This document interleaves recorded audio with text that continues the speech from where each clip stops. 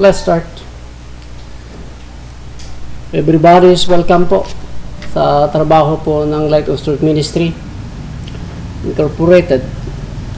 Magpapatuloy po tayo sa ating pong nasimulan na bahagi po ng tanong na kung si Muhammad ay isang propeta. Nasagot po natin ang tanong na yan sa unang bahagi po ng bagay na ito, na si Muhammad ay hindi po tunay na propeta ng Diyos dahil po siya ay hindi po ligtas na tao. Nandito na po tayo sa ating pong pangalawang bahagi na pagpapabulaan natin na hindi totoong propeta si Muhammad. Ang dahilan nito na hindi siya totoong propeta ay ang tunay na propeta, mga kaibigan. Yung propeta ng Diyos ay nasa Israel lamang. Wala sa anumang bansa ang propeta ng Diyos. I repeat, ang tunay na propeta ng Diyos ay nasa bansang Israel lamang. Doon nagmumula ang mga propeta ng Diyos sa bawat bansa na kanilang pupuntahan, hindi galing sa anumang bansa na mga hintel at pagkatapos nito ay pupunta sa Israel. Hindi po ganyan. Kundi ang mga propeta ng Diyos na totoo ay nandiyan lamang po sila sa bansang Israel. Papatunayan po natin dahil ito po ay malaking ambag na pagpapabulaan na si Propeta Muhammad ay hindi totoong propeta dahil siya po ay nasa Arabia. Wala siya dito sa bansang Israel. At isusunod po natin ang mga susunod pang pagpapabulaan na si Propetang Muhammad ay hindi po siya propeta ng Diyos. Ang paniniwala po ng mga kapatid na nasa Islam ay ang bawat bansa ay may kanya-kanyang propeta. Dahil sinugo sila ni Allah sa kanilang sarili-sariling mga bansa. Pero dito sa Bible, mapapansin po natin dahil ito po ay hindi ganong sisiyasat at niloob po ng Diyos na nakita po natin ang pagpapabulaan na ito na ang mga propeta pala ng Diyos ay nasa bansang Israel papunta sa bawat bansa ng mga hintel. Let me read. Dito po sa aklat po ni Jeremiah, babasahin po natin. Mamaya, nandito po ang Quran na nagpapatunay. Siguro mas mabuting basahin ko na rin, kaagad, na ang alam ng lahat, lalo ng Islam, na ang mga propeta ni Allah ay nasa bawat bansa. Ito po ay nasa chapter 16 ng Surah 36. We have sent among every messenger. A messenger.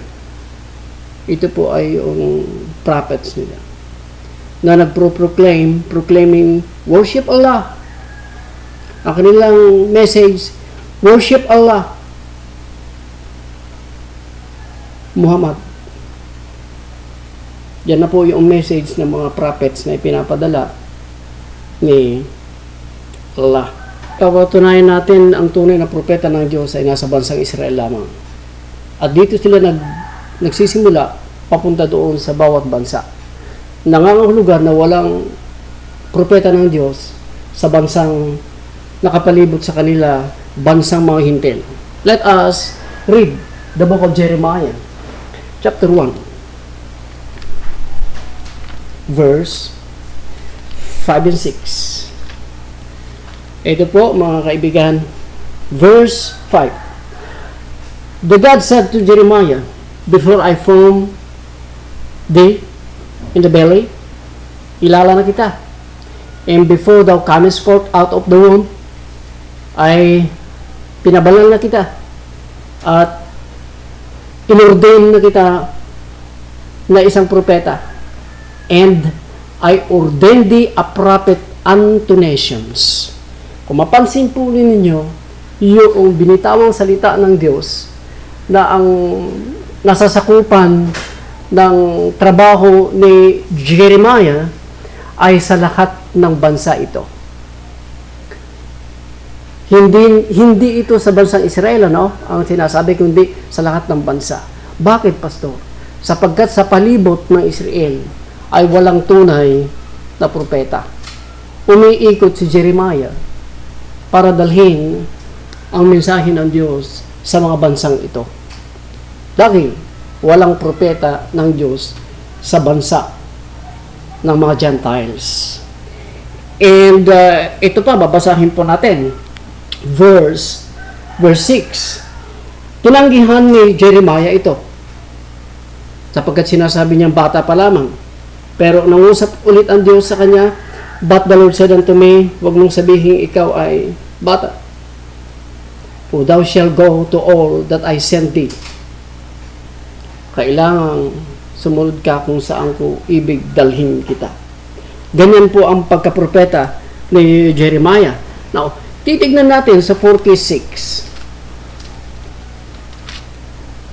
Tignan natin po agad sa 46 verse 1.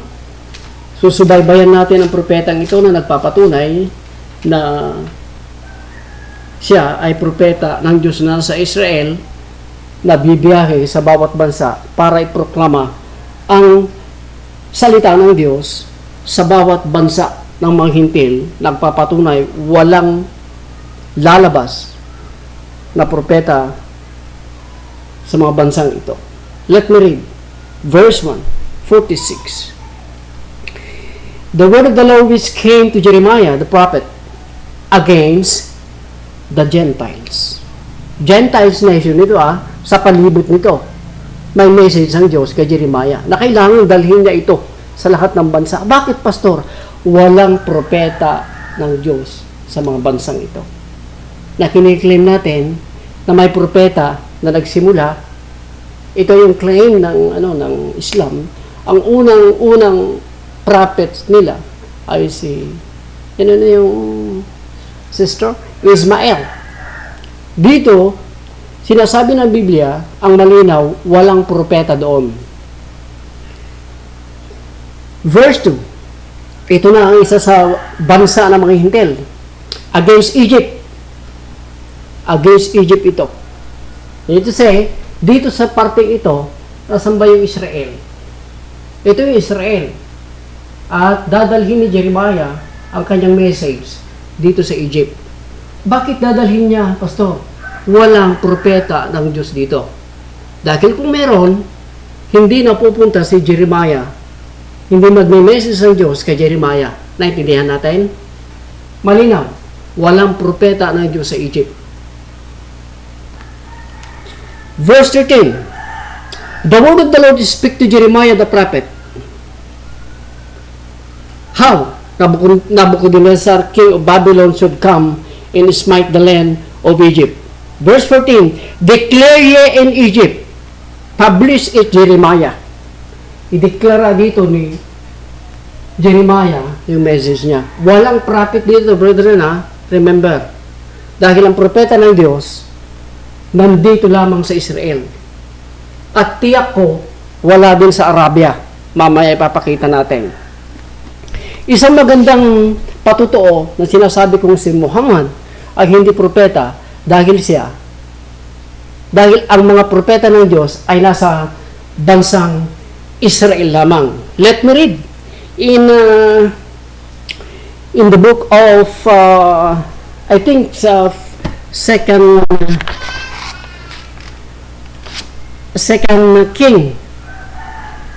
Kings po tayo. At ito po, tignan natin, yung isang pangyayaring magpapatutuo na wala ring propeta dito sa bahaging ito. Dito ay nandito yung Syria. nandito ang Israel. Dito sa Syria, may pangyayari dito noon na ang Syria ay nagkaroon ng digmaan sa bansang Israel. At nung magkaroon ng digmaan, matapos ng digmaan, isang babaeng Hudyo ang nadala sa Syria.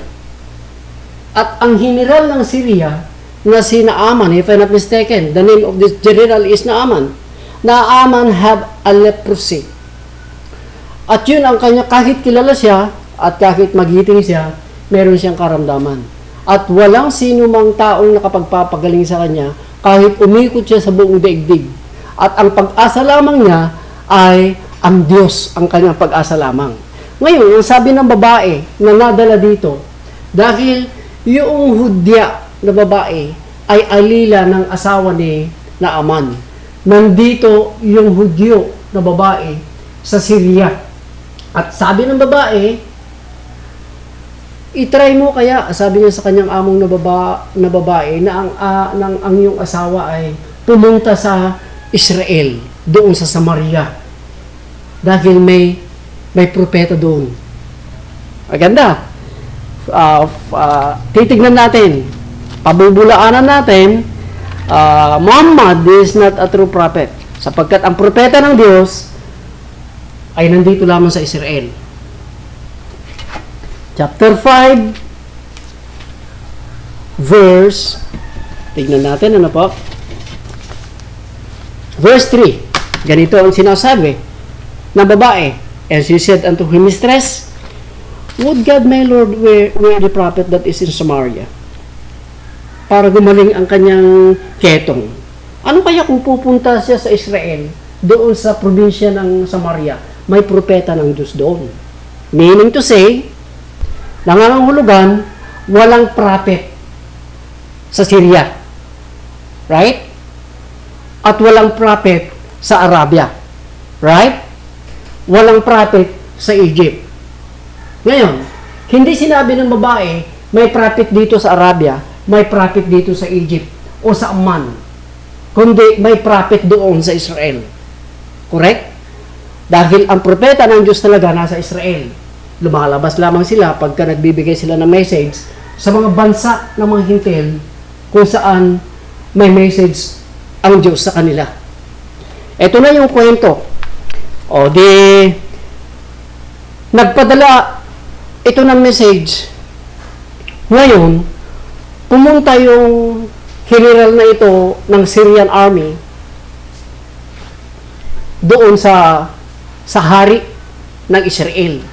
At nagulat ang hari ng Israel, ang alam ng hari ng Israel na panlilin lang ito ulit ng mga Syrians. Kaya nagalit siya, pinunit niya yung kanyang damit.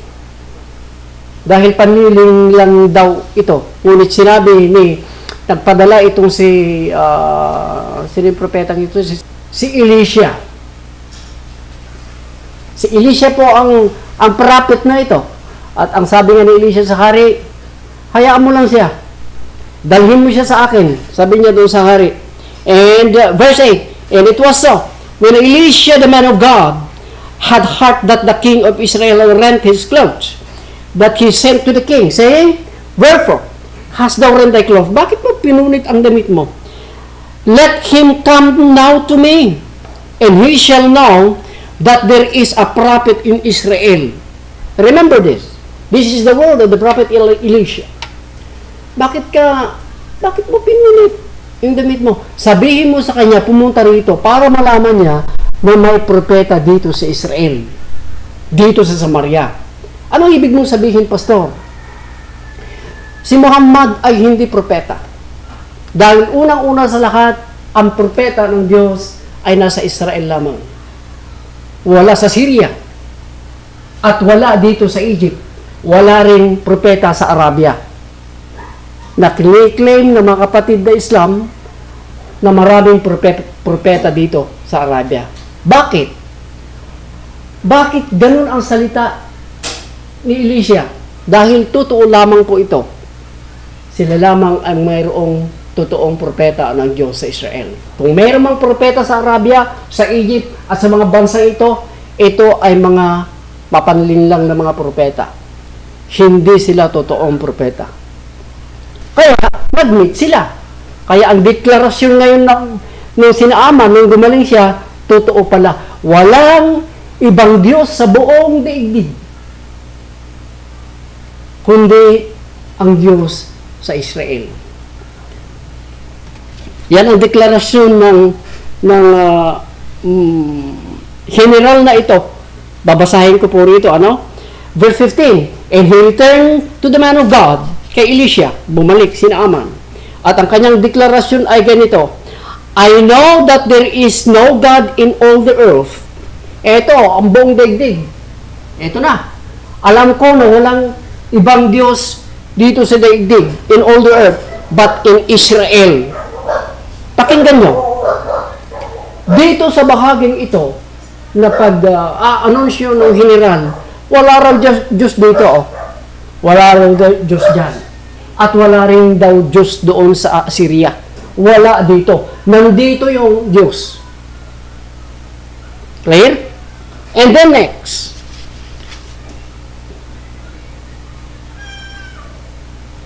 sa bahaging ito ng Ezekiel,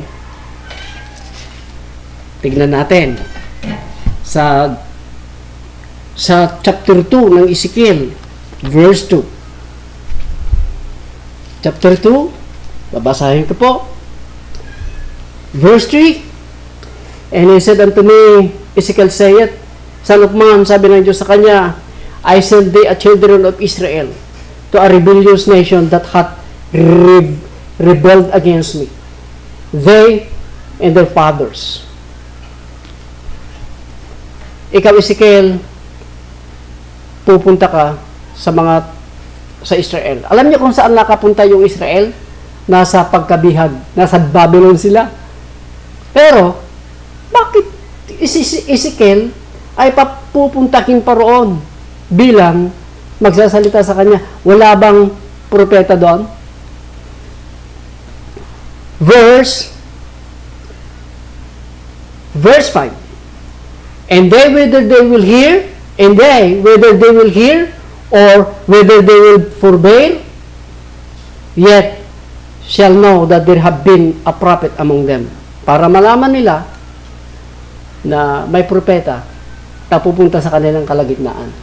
Dahil ang alam ng mga Israelitas na nandun sa pagkabihag sa Babylon, ang alam nila, ang Diyos ay tatawag ng propeta mula doon sa Babylon. Take note, ang alam ng mga Hudyo na nandoon sa Babylon, bago sila pumunta roon, ang kanilang nasa isip, bago sila mabibihag, di bali makapunta tayo sa Babylon, tiyak natin na ang Diyos, tatawag siya ng propeta doon sa Babylon. Hindi, walang propetang hintil doon na tatawagin ng Diyos, kundi mga Hudyo ang mga ito, na galing lamang sa Israel. Let me read in 29 verse 15 ng Jeremiah. 29:15. Ang alam kasi ng mga kapatid nating Islam at ang mga ibang mga relihiyon, I challenge you. Walang propeta sa bansa ng mga hintil, kundi dito lang sila galing sa Israel. Jeremiah 29 verse 15. Because you have said, ito kasi ang sinasabi ng mga Hudyo because you have said, the Lord hath raised us a prophet in Babylon. Yun ang kanilang sinasabi sa kanilang puso, sa kanilang kalagitnaan, na magbabangon ang Diyos ng propeta sa Babylon. Hindi pala. Galing pa rin ang mga propeta niya sa Israel. Katulad ni Ezekiel, katulad ni Jeremiah. Clear po tayo. Walang propeta ng Diyos dito sa mga palibot na ito. Nandito lamang po sila. At lalabas lamang po sila pagka may mensahe ang Diyos para sa mga bansang ito. Nakita natin ang bansang Syria walang propeta doon. Dinayo pa, pinuntahan pa ng general si Elisha na propeta ng Diyos na nasa Samaria. Let me read again. Dahil wala rin prophet sa Babylon. Dahil ang pagkaalam nila na doon sa Babylon na pupuntahan nila, tatawag ang Diyos ng propeta mula sa hintil na bansang ito. Pero ang sinasabi ng Diyos, hindi mangyayari. At kung ganon, kung ang mga propeta ng Diyos ay nandito lamang sila, hindi totoong may propeta dito na uusbong. Hindi totoong may propeta sa Egypt. Hindi totoong may propeta sa Media, Elam, Saudi Arabia. Hindi po yan totoo. Next po tayo na pagbibigay po ng patotoo. Isaiah chapter 21. Ito ang maganda sa Isaiah. Ang patotoo ko po ito na ang mga propeta ng Diyos ang nandyan lamang sa bansang Israel at wala sa mga sinasabi nating lahat ng bansa ay meron. Hindi po totoo yan ang sinasabi ng kapatid na Islam. O basahin ko sa 21 ng Isaiah verse 13. Ito ang gustong-gusto ng mga kapatid na Islam, lalo na yung mga scholars ng Islam. 13. The burden upon Arabia and the forest in Arabia shall you lodge. The inhabitants of the land of Tema, sakop ito ng Arabia, brought water to him that was thirsty. They prevented with their bread him that fled. For thus saith the Lord God, said unto me. Kaya nagproklama itong si Isaiah ng prophecy sa Arabia. Alam niyo kung bakit, brethren? Na may hula ang Diyos sa bibig ni Isaiah at ito ay kanyang iproklama ito.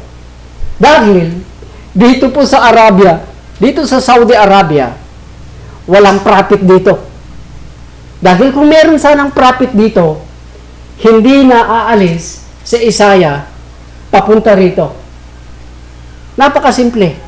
Wala pong prophet na totoo dito. Kung meron man na 25 na sinasabi natin,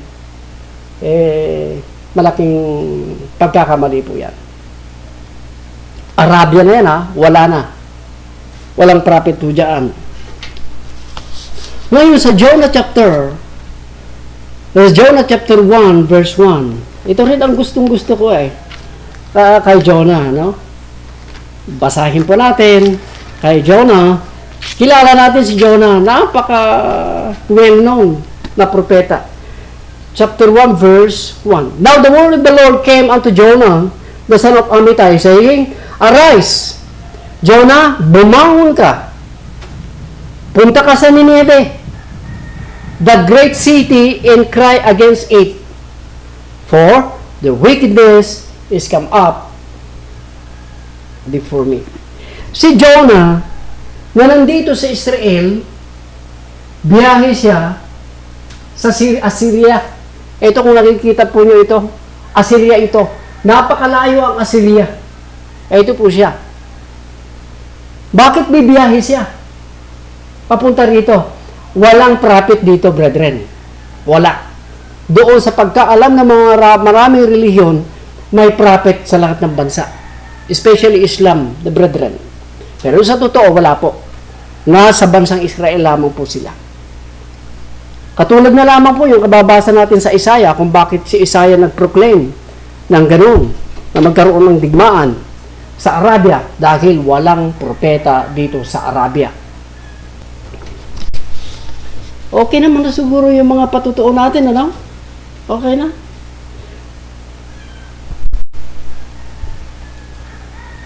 Na walang propeta sa lahat ng bansa. Nandun lamang po sa Israel, lalabas lamang po sila to proclaim the message of God pagka pinapalabas na sila ng Diyos. At malinaw na walang propeta ng Diyos na nandito o pinili siya sa mga bansa na manghihintihin na propeta. Especially Arabia. Wala po. Ngayon, isa sa gusto kong mapagtanto ninyo mga kaibigang nanonood, lahat po ng churches na nanonood po kung sakaling mapapanood po ninyo ang aking sagot na ito. Hindi totoong si Muhammad na ito ay propeta ng Diyos. Hindi lamang yung talagang wala siya naman dito, hindi siya kabilang. Kundi, pag-isipan niyo ang sasabihin, walang propeta ng Diyos na hindi Hudyo. I repeat, wala pong propeta ng Diyos na hindi Hudyo. Ibig ko pong sabihin, walang hintil na propeta.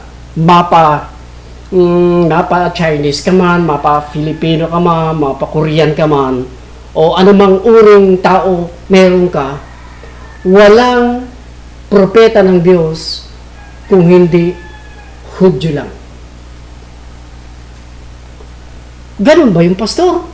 O kaya sinasabi ko po sa inyo na si Muhammad ay hindi propeta ng Diyos, sapagkat ang propeta ng Diyos mula sa lumang tipan at hanggang doon sa bagong tipan, hanggang doon sa panahon ng iglesia, pawang mga Hudyo ito. I challenge you, pastors, professors, to search the Bible. You cannot find any a single prophet na Gentiles. Lahat ng mga ito ay mga Hudyo.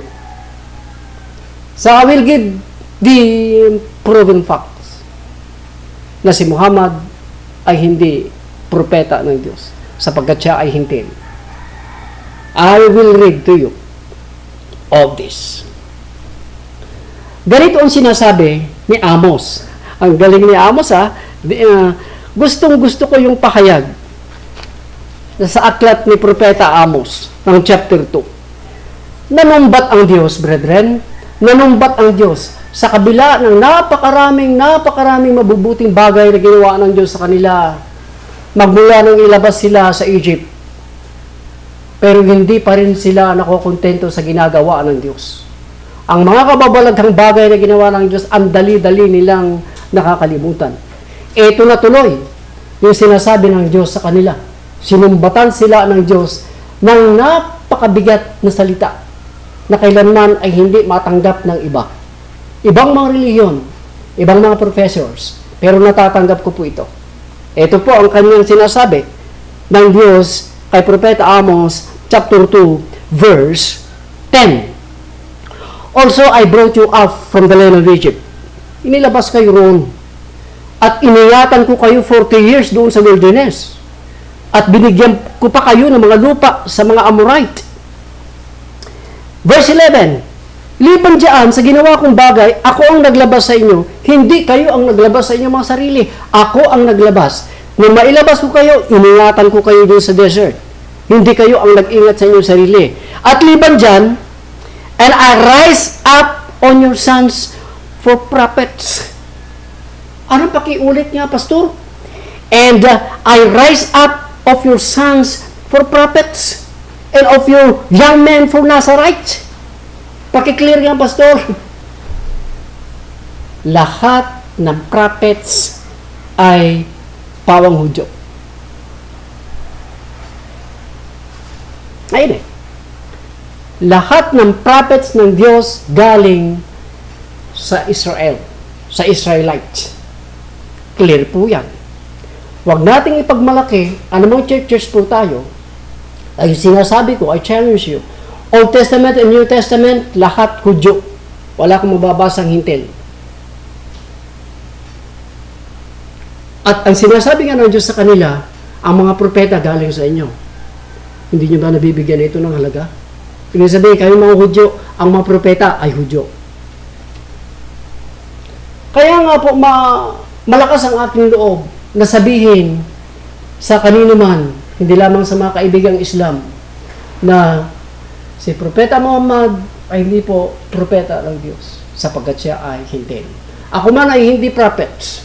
Kahit ipipilit ko na nakapag-dream ako na napakaganda. Ang dali kasi sabihin propeta ako Tapos gagawa ako ng aklat, tapos magsusulat ako. Pero ang criteria ng pagka-prophet ng Diyos ay Hudyo ka. Isa kang Israelite. Sinasabi ng Diyos, sa inyo galing, kayo mga Hudyo, sa inyo galing ang mga prophets.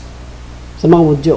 Kaya nga minsan, noong sa panahon ng Panginoong Hesus, maganda ito Nung panahon na ng Panginoong Hesus,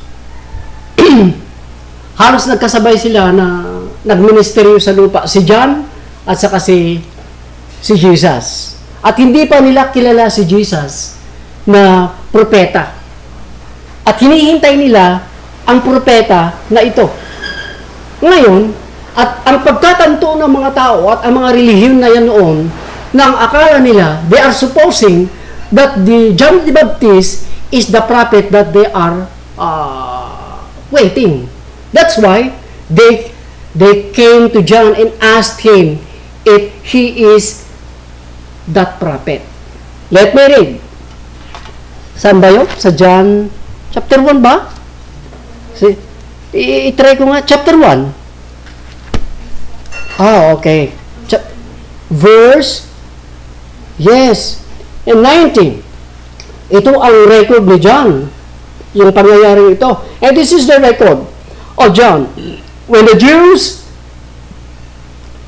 sent priests, yung mga Hudyo, nagpadala sila ng mga papari at ng mga Levita from Jerusalem to ask him, who art thou?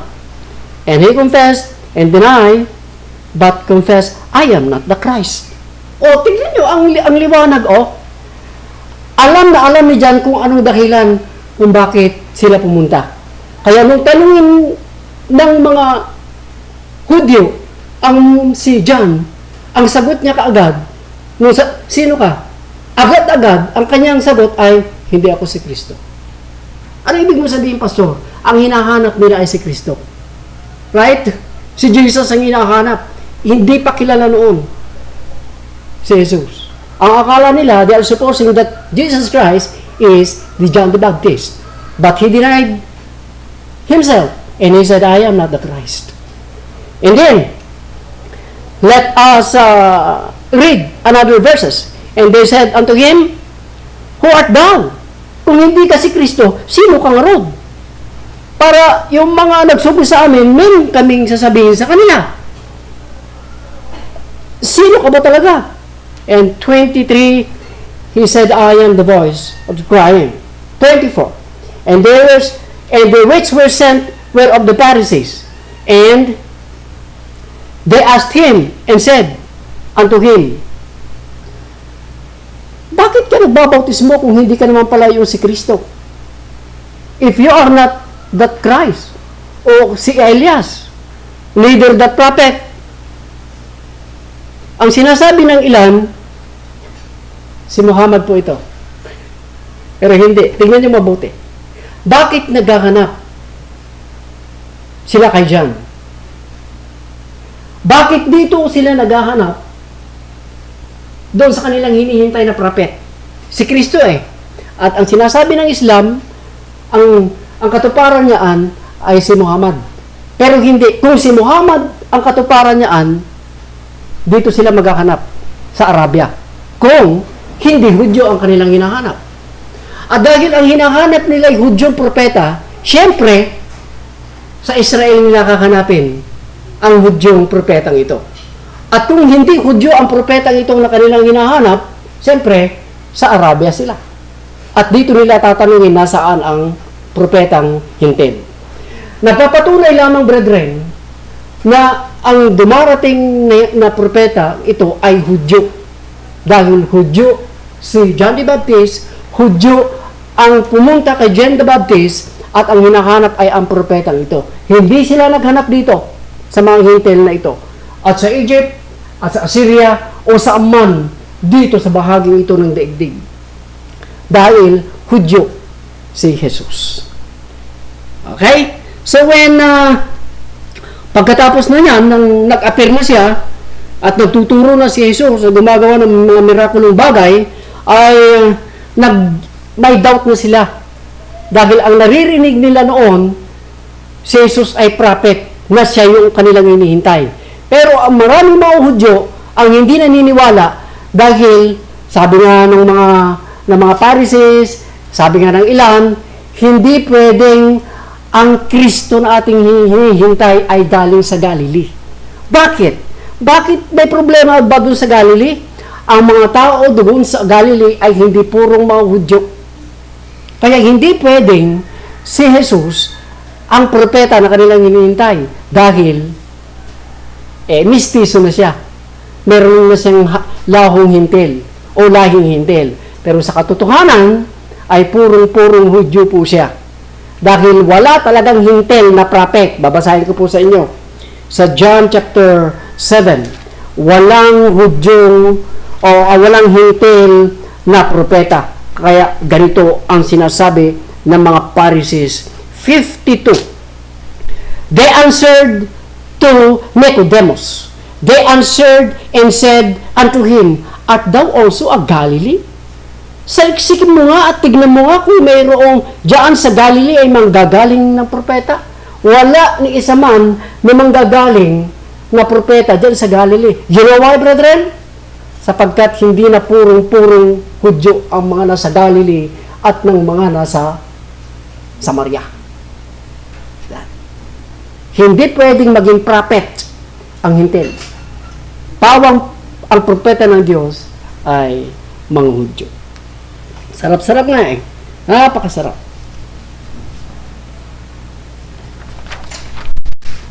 Hayaan nyo at mayroon po akong ibibigay dito na sinasabi nga ni Peter at ni John. Ito na po yung pinakahuli ni Peter at ni John tungkol sa propetang itong si Jesus. Let me read. Medyo, okay lang pa? Okay lang. Okay.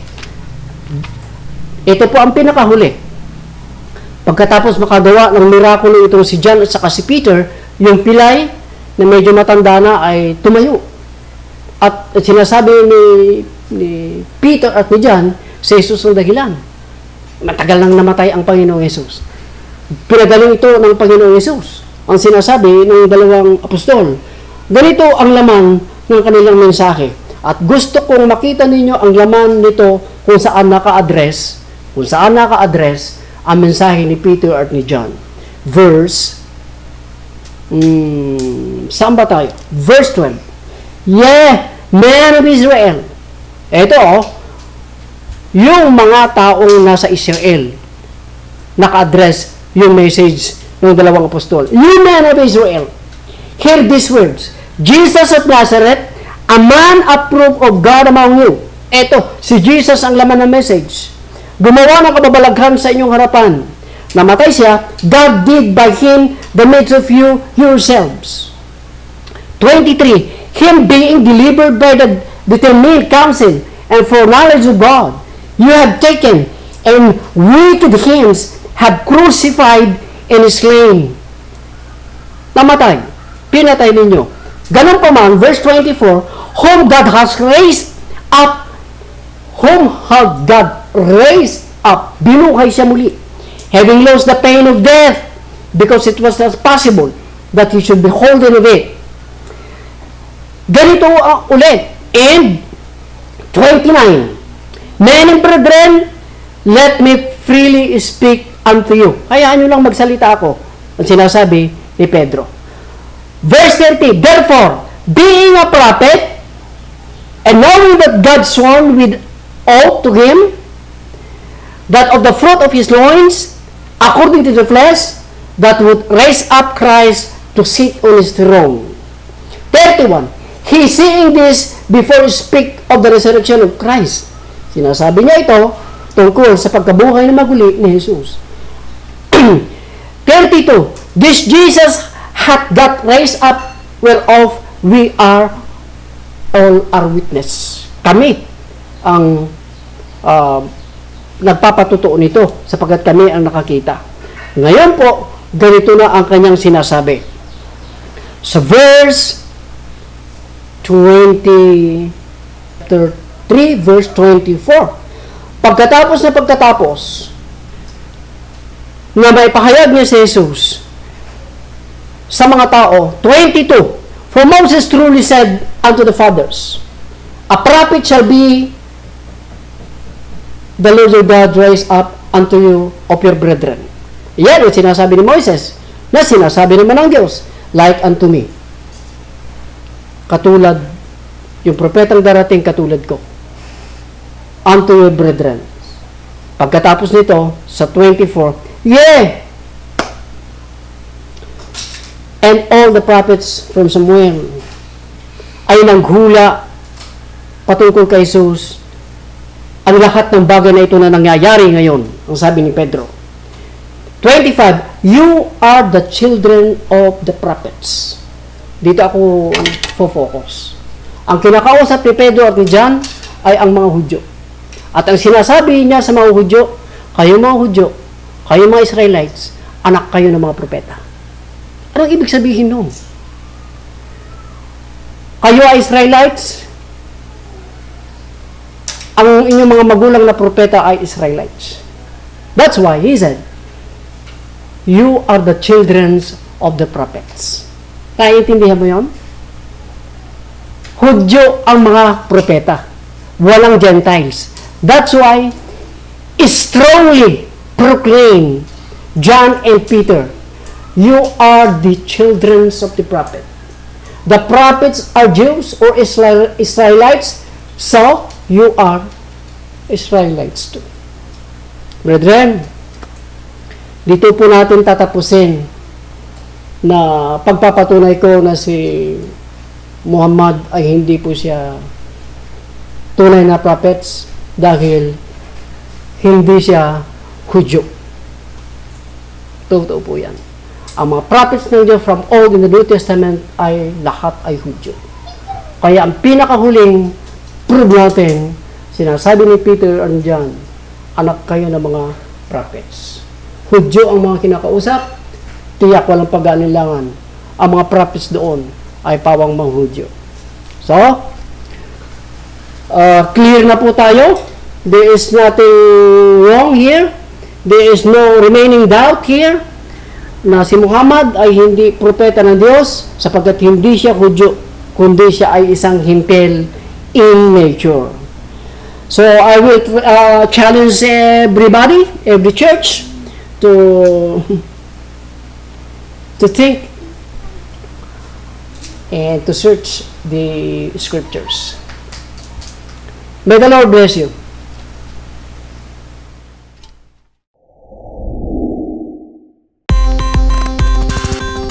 Premiumbeat.com